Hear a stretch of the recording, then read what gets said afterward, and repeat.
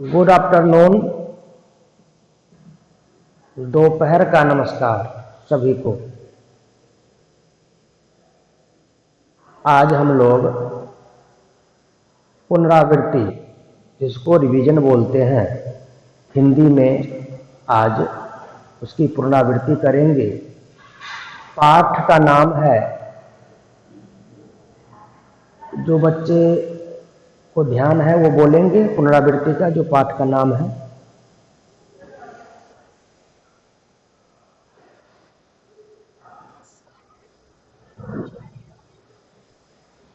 Everest की चुनौती।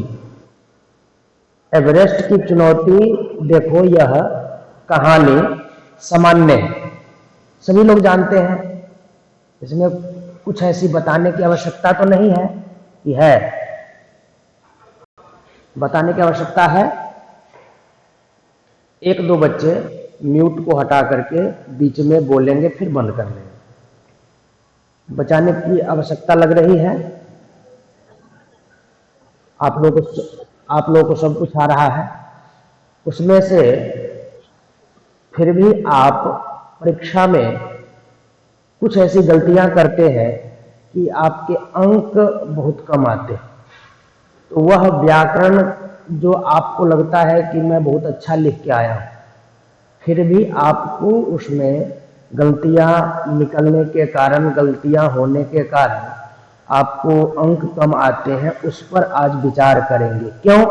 क्योंकि पुनरावृत्ति में यही देखा जाता है कि जो आप विषय पहले पढ़े हैं उसको दोबारा रिवीजन कर रहे हैं, तो पहले पढ़ने में क्या कमी रह गई है, क्या अपने आप को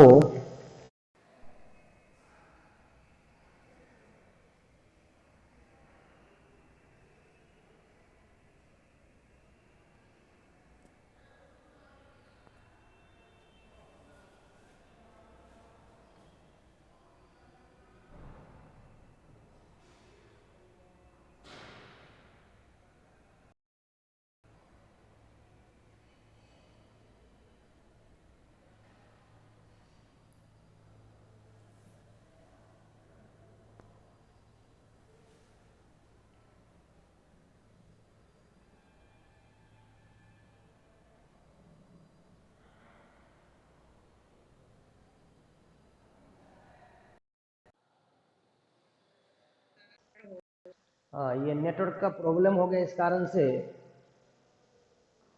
बीच में कनेक्ट नहीं हो पाया है।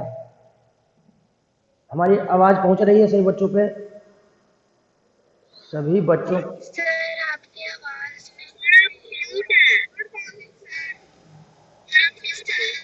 हाँ, अब आवाज आ रही है?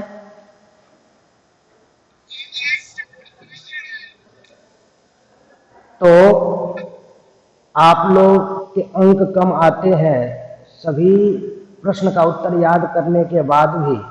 तो आज पुनरावृत्ति में यही चर्चा करेंगे कि हमारे द्वारा परीक्षा में क्या गलतियां होती है जिससे मुझे अंक कम आते हैं, नंबर कम आते हैं। आवाज जा रही है ना बच्चों? तो आज व्याकरण के बिंदु पर आज चर्चा करेंगे। तो व्याकरण में हमें जहां तक ध्यान है कि आपको संज्ञा सर्वनाम, ये बातें आपको बतानी है। संज्ञा सर्वनाम में आपसे पूछेंगे और उसके बाद आपको बताएंगे। तो सर्वनाम जो शब्द है उसकी परिभाषा सभी बच्चों को याद होगा। कोई कोई एक बोलो, कोई एक।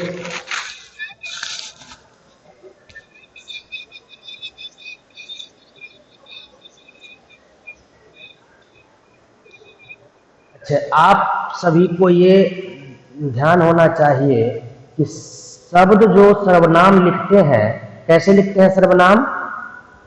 सामने एक शब्द है ऐसे, सर्वनाम। तो ये जो सर्वनाम लिखे हैं सामने, आपको हर एक ब्लैक बोर्ड है उस पर ध्यान दिखाई दिया। सर्वनाम हर एक शब्द है ना, उसी में अर्थ छिपा होता है। म्यूट कर लेना, बाहर की आवाज आ रही है, म्यूट करो, मेरी बात को सुनना है।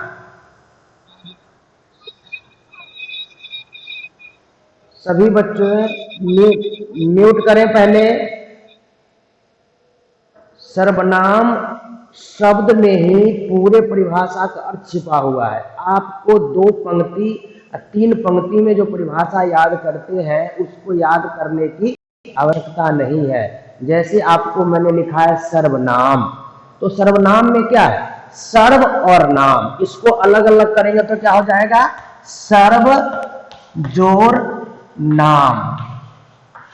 ठीक है ना।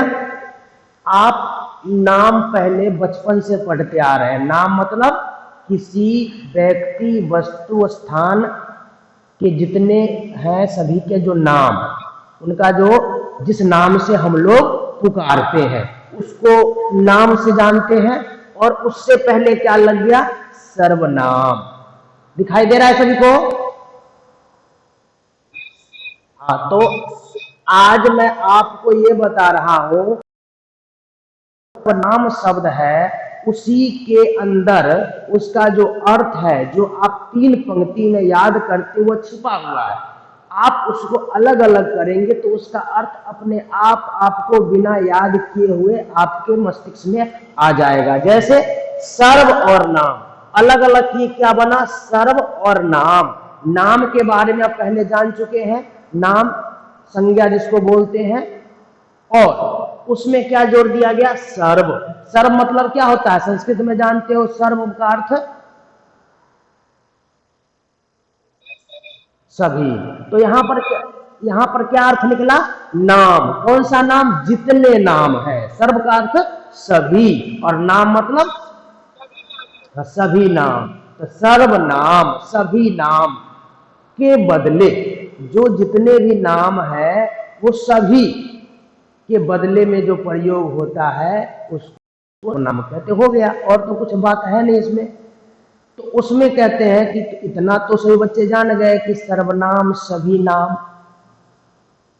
उसको सर्वनाम कहते हैं, सभी नाम के बदले में होता है उसको सर्वनाम कहते हैं। हो गया। अब कौन कौन से नाम है, उनके बदले में क्या प्रयोग होगा आप तो जानते हैं। कुछ उदाहरण, जैसे यह, वह, मैं, हम, तुम, सामान्य प्रयोग। हाँ बिल्कुल, बहुत अच्छा। तो ये सब प्रयोग आप लोग करते हैं, लेकिन इसके प्रकार कितने हैं, प्रकार।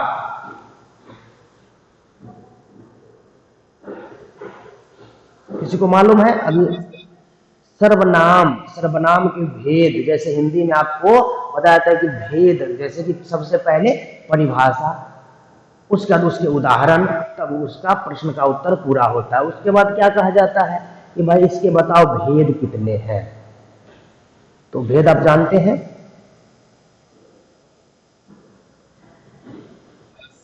हाँ, कितने भेद हैं?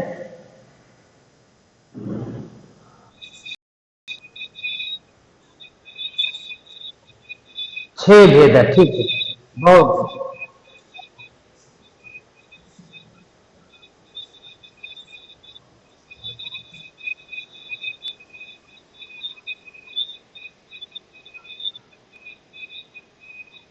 ठीक, बहुत अच्छा। इसमें 6 जो है उसमें पुरुषवाचक सबसे पहले, पुरुषवाचक है ना।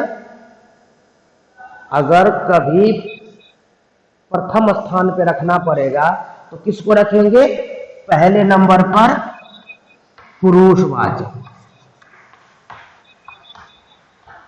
पुरुष, अब नहीं, अभी रुको, पुरुषवाचक में बहुत भेद है। आप लोग सिर्फ गिनती याद किए हैं ना, लेकिन पुरुषवाचक सर्वनाम जो मैंने अभी लिखा है उस पुरुषवाचक सर्वनाम के भी कई भेद हैं। पुरुषवाचक, इसका पुरुषवाचक सर्वनाम मतलब वह यह जिसको सजीव के लिए प्रयोग करते हैं, किसी व्यक्ति के लिए प्रयोग करेंगे जो भी सर्वनाम, उसको पुरुषवाचक सर्वनाम कहेंगे। बिल्कुल सही है।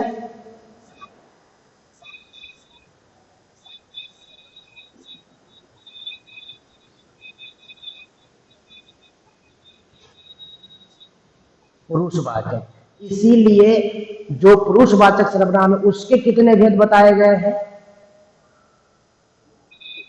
3। कौन कौन से?